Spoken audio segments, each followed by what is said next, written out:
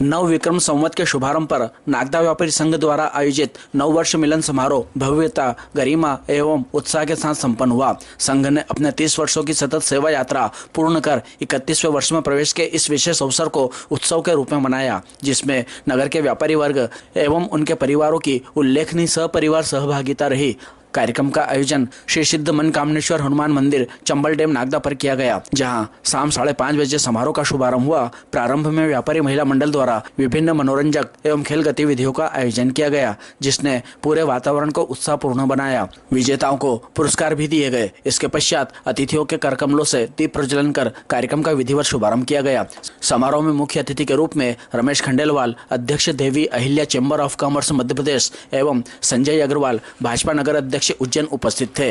विशिष्ट अतिथियों में विक्रम अहिरवार नगर पुलिस अधीक्षक, मधु नायक तहसीलदार एवं वासुदेव सिंह उपाध्यक्ष सियागंज इंदौर व्यापारी संघ, अजय रोहरा अध्यक्ष किराना व्यापारी एसोसिएशन उज्जैन शामिल रहे। मंचासीन अतिथियों में संयोजक दिलीप काठड़, मुख्य संरक्षक दिनेश अग्रवाल, अध्यक्ष पंकज नामदेव, महिला मंडल अध्यक्ष लता खेतान, संयोजक सीमा मालपानी, हनुमान प्रसाद शर्मा, पूर्व विधायक दिलीप सिंह गुजर, पूर्व विधायक दिलीप सिंह शेखावत, वरिष्ठ भाजपा नेत्री बबीता रघुवंशी, बसंत मालपानी एवं राघवेंद्र वल्लभ व्यास गुरुजी रहे। कार्यक्रम में बड़ी संख्या में मातृशक्ति सहित अनेक गणमान्य नागरिक, पत्रकारगण उपस्थित थे। कार्यक्रम के दौरान नागदा व्यापारी संघ के पदाधिकारियों एवं सदस्यों द्वारा अतिथियों का दुपट्टा एवं पुष्पमाला पहनाकर आत्मीय स्वागत किया गया। अतिथियों ने अपने उद्बोधन में संघ द्वारा विगत 30 वर्षों से नगर में किए जा रहे सामाजिक, धार्मिक एवं व्यापारिक कार्यों की सराहना करते हुए इसे अनुकरणीय बताया तथा व्यापारिक हितों को लेकर अपने विचार व्यक्त किए। कोषाध्यक्ष रसमन जैन, रितेश नागदा, संजय मुराड़िया, अनिल पोरवाल, भगवानलाल पोरवाल, दिलीप सोनगरा, मनीष पोरवाल,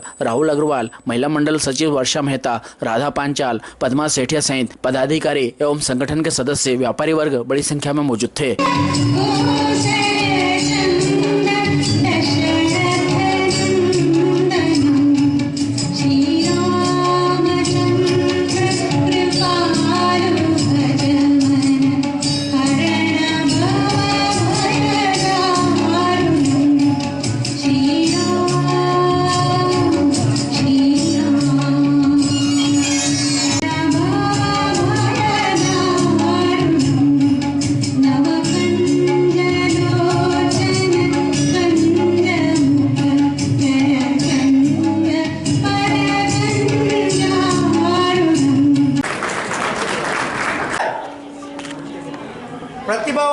सचिव पंकज जी अग्रवाल से आग्रह करता हूं, आज हमारे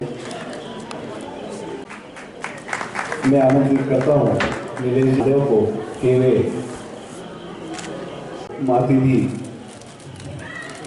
पोरवाल एवं दिलीप जी गुजर साहब का स्वागत करें।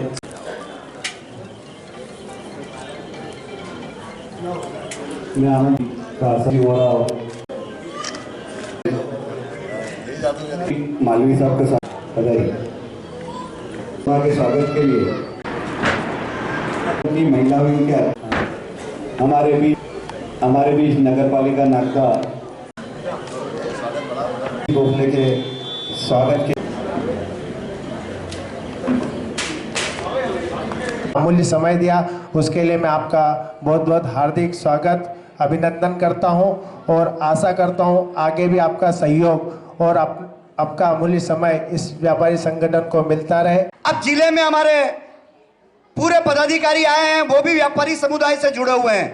नागदा में कुछ ऐसी चीजें हैं जो हमें आगे बढ़ने से रोकती है। नागदा का व्यापारी एक बड़ी जोखिम उठाने के लिए आगे नहीं आता है।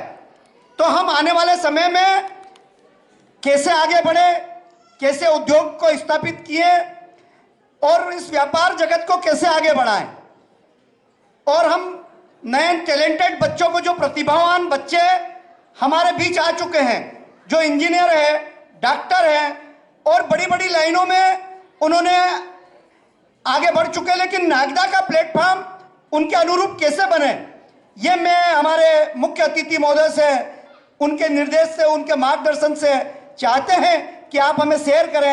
अग्रवाल जी भी बैठे हैं, हमारे मोहन यादव से आप बात करके हमारे जिले की इस बात को आप रखें, तो निश्चित रूप से जब जिला बनेगा तो कई तरह के पूरे जिस प्रकार से उज्जैन इंदौर की विकास की बात हो रही है, ये लड़ाई हमारी वर्तमान लड़ाई नहीं है, पीढ़ियों की लड़ाई है।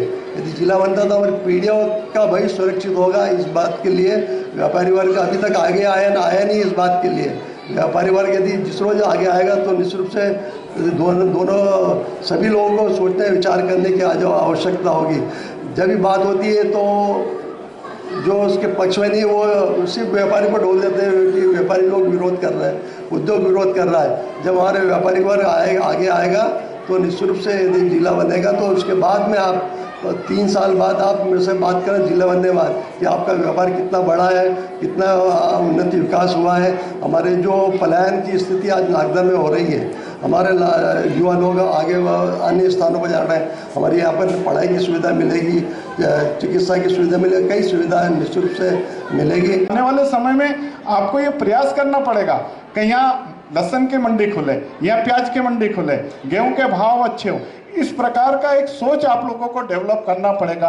और अगर इस प्रकार का सोच डेवलप करोगे तो स्वाभाविक रूप से अगर आदमी 2 लाख का माल मंडी में बेचेगा तो 50,000 का सामान यहाँ से खरीदेगा, क्योंकि उसका ट्रैक्टर आया। आज वो जावरा अगर अपना गेहूं 50,000 का बेच के आएगा तो उसको जो सामान चाहिए वो लेके आ जाएगा। इसलिए कृषि उपज मंडी एक बड़ी उपलब्धि शहर का भी कुछ दिन पहले ही मिली है। और इसलिए मुझे लगता है कि आपको उस तरफ बहुत तेजी के साथ में ध्यान देना चाहिए। थी 100, 200, 500, 1 लाख की पॉपुलेशन वाला शहर अगर जिस दिन 50,000 लोग सड़कों पे इकट्ठा हो जाएंगे उस दिन नागदा को जिला बनने से कोई नहीं रोक पाएगा। और इसलिए ये आम जनता की मांग बनानी पड़ेगी। ये चंद लोगों की मांग बन के रह गया है, इसलिए नागदा नहीं जिला बन पाया। और मैंने भी संजय भैया को कहा नागदा 50 साल पीछे चले गया। अगर नागदा जिला होता और उस जिले के बनने के बाद में किस प्रकार के डेवलपमेंट यहाँ पर आते, शायद मुझे या आप लोगों को किसी को भी कल्पना नहीं होगी कि जिला बनने के बाद में नागदा की तस्वीर और तकदीर क्या होती। खाचरोद में कोविड जैसी विकट परिस्थिति में खाचरोद व्यापारी संघ ने बहुत बढ़ चढ़कर समाज सेवा में अपना अमूल्य योगदान दिया था। और व्यापारी संघ की सक्रियता हर जगह वहाँ देखने में मिली थी। तो मैं आप लोगों से बस यही अनुरोध करूंगी, निवेदन करूंगी कि हर क्षेत्र में व्यापारी संघ हमारा आगे आए। प्रशासन हमेशा आपके साथ में है। चिल्लर की समस्या आती है, बैंक के माध्यम से उसको चिल्लर को मंगवाते हैं, डिस्ट्रीब्यूशन करवाते हैं। साथ ही डोल 11 के दिन हम रात में लगातार 18 वर्षों से पोहा वितरण कर रहे हैं। यहाँ पर जो ग्रामीण आते हैं, ग्रामीणों पे जीएसटी, नए जीएसटी बनवाना, रिन्यूअल कराना। नागदा व्यापारी संघ के सहयोग से नागदा में लगे। अब बिना किसी भूमिका के मैं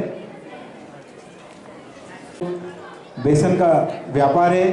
पूर्व में नगर जिला महामंत्री रहे, साथ ही अखिल भारतीय विद्यार्थी परिषद माधव कॉलेज इकाई नगर कोषाध्यक्ष, भारतीय जनता युवा मोर्चा से हम सब लोग व्यापारिक क्षेत्र के अंदर काम करते हैं। व्यापार की कोई भी समस्या हो, चाहे वो जीएसटी की समस्या हो, चाहे वो सैंपलिंग की हो, चाहे वो खाद्य से संबंधित हो। मित्रों, मैं समझता हूँ कि आपके यहाँ भी अब कोई लेबर वाला आता नहीं होगा।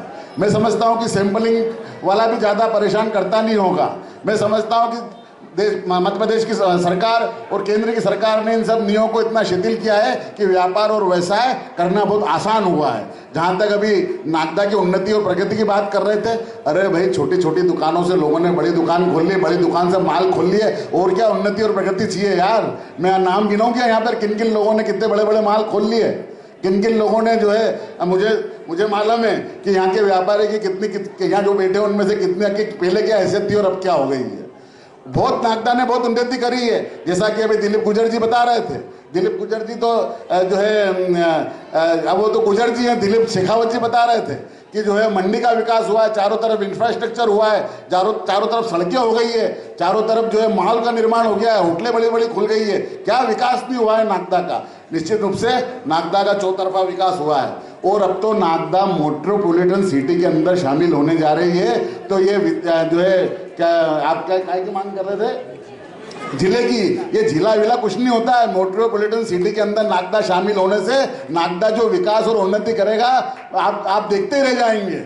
ये डॉक्टर मोहन यादव जी की सरकार है। इंदौर, उज्जैन, नागदा, रतलाम और उधर के शहर मेट्रोपॉलिटन सिटी के अंदर अलग से जो है ये सब एक ही एक ही सर्किट के अंदर मिलने के बाद इनका जो विकास और उन्नति होगी, ये हम सब के लिए बड़े गौरव की बात है। कहना चाहूँगा कि एक समय था जब व्यापारियों को ये शिकायत रहती थी कि सरकार उनकी नहीं सुनती है, पर अब समय बदल चुका है।